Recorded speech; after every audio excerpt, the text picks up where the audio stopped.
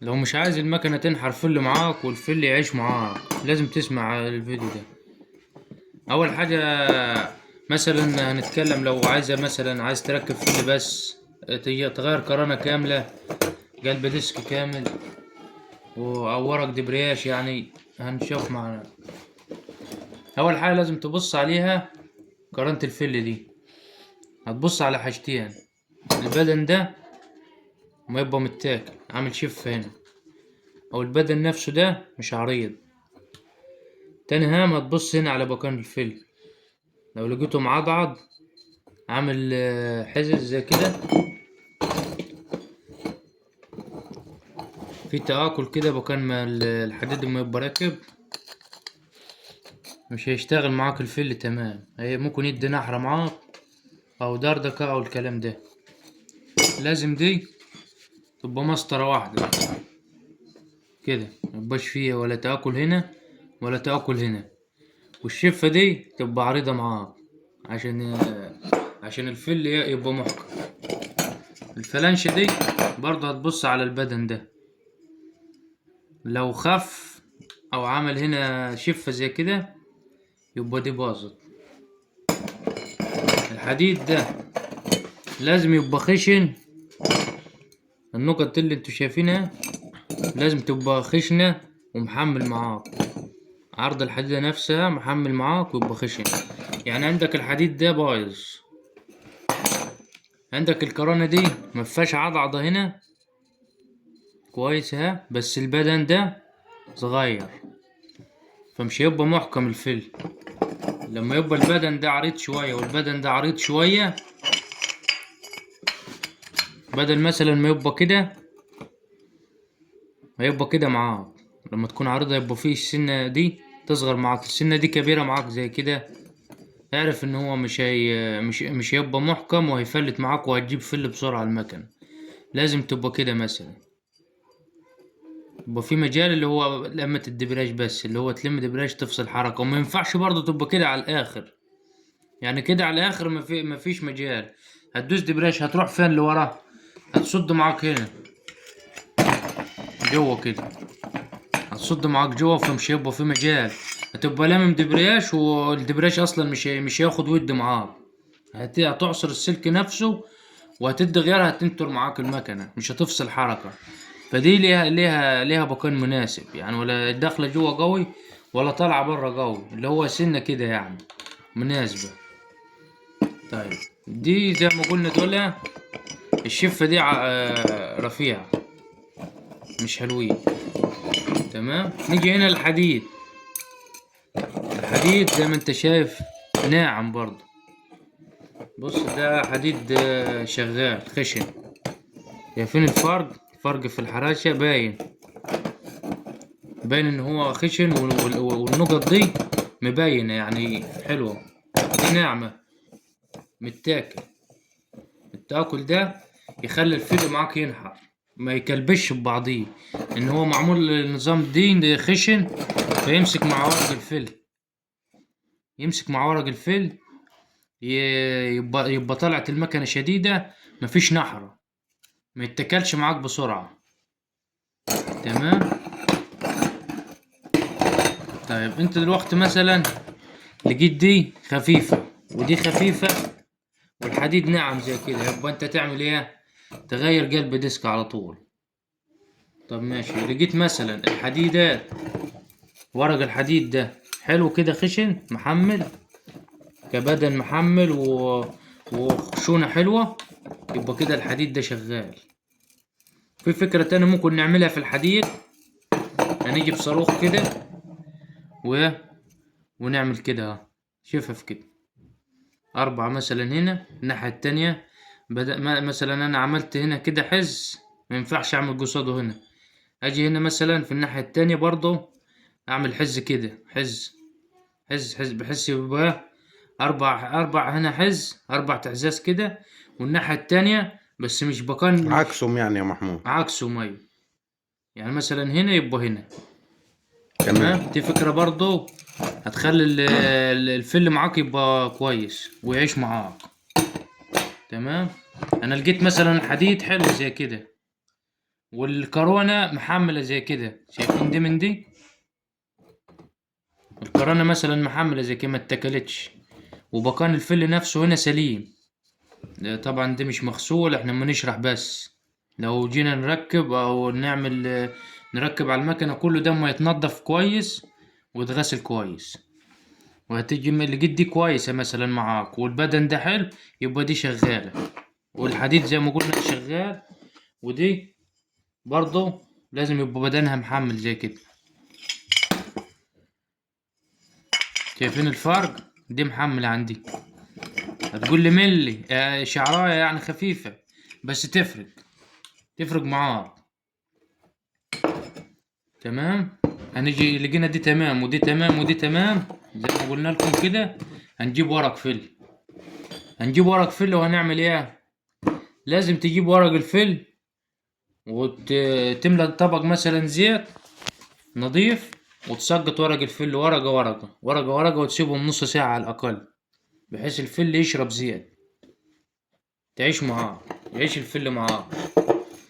برضو انت بتسخن الصبح لازم تلم دبرياج، وانت ساند للمكنة بتسخن لازم تلم الدبرياج. ليه؟ عشان الفل يشرب زيت. طول ما انت لامم دبرياج هم يبقوا مفرغين عن بعض، هم يبقوا مثلا ايه، ادي ورق الفل اهو مثلا، تركيب كده عشوائي بس عشان ايه نوضح لحضراتكم. مثلا كده طبعا هم يبقوا كاملين. فانت وانت لامم دبرياج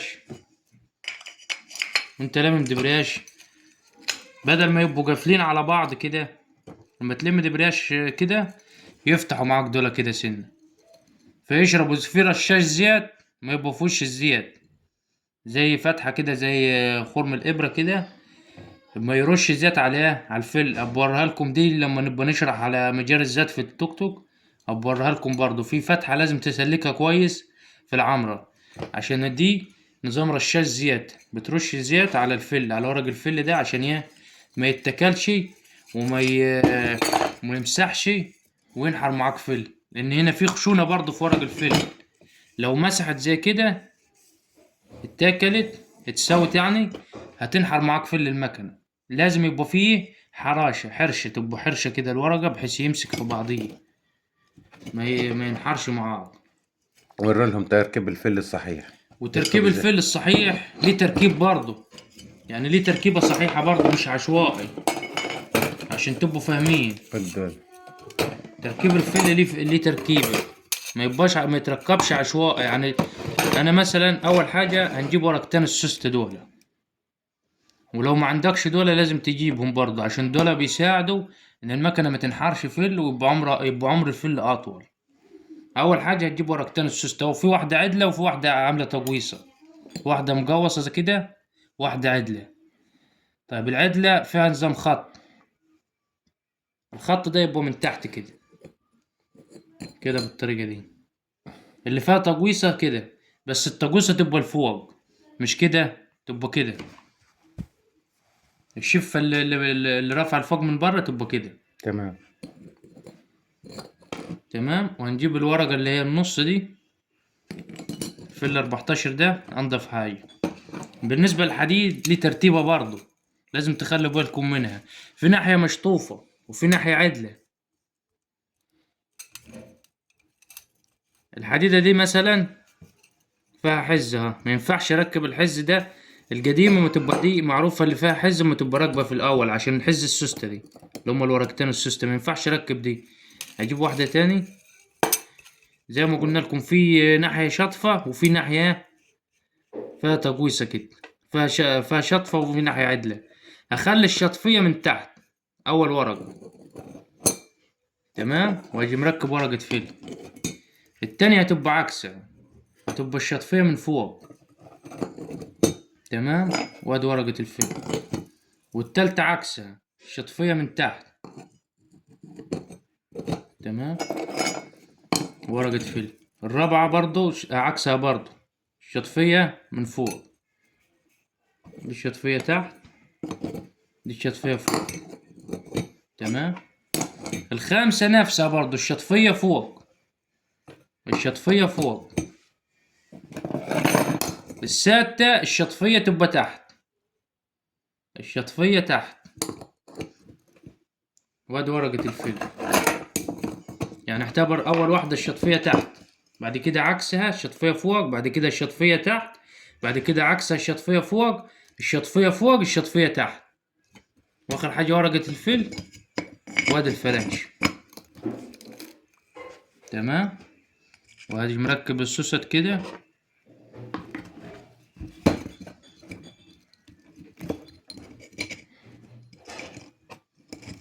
في سوستة ناقصة، المهم تيجي نركب السوستة برضو عشان هي ناقصة حاليا معانا دلوقتي. وهتيجي مشبط المسامير كده تشبيط.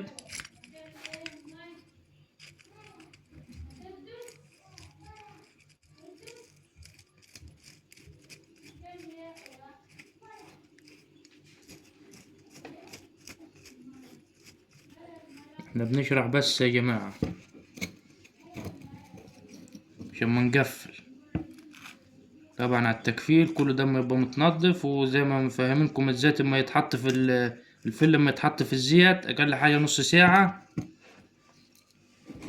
تمام. هتيجي مظبطهم كده بالطريقة دي، هتيجي مركب ايه في حلة الديسك نفسه.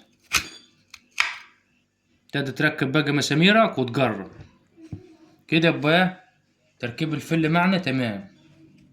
في حاجة برضو تانية لازم تخلي بالكم منها. طبعا حلة الديسك ما ينفعش يبقى فيها العضعضة دي، بتبقى متغيرة. تمام. طب لو انت عايز توفر مثلا والعضعضة دي مش كتيرة، يعني اللي هو النحران تاكل ده مش كتير، ممكن بصاروخ كده وتمشطها. بس هو الأحسن الشغل الأنضف تغير حلة الديسك.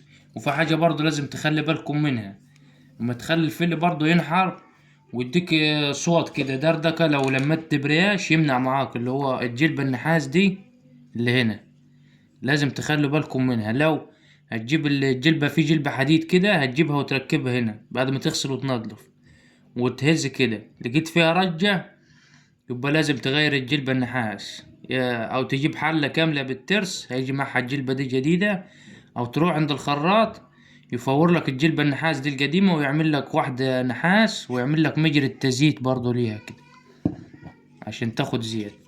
بكده ان شاء الله الفل هيعيش معاك وهيبقى مية مية. لو استفدت من المعلومة اعمل اعجاب، لو عجبك حاجة، لو استفدت حاجة اعمل اعجاب واشترك في القناة عشان يوصلك كل جديد معانا.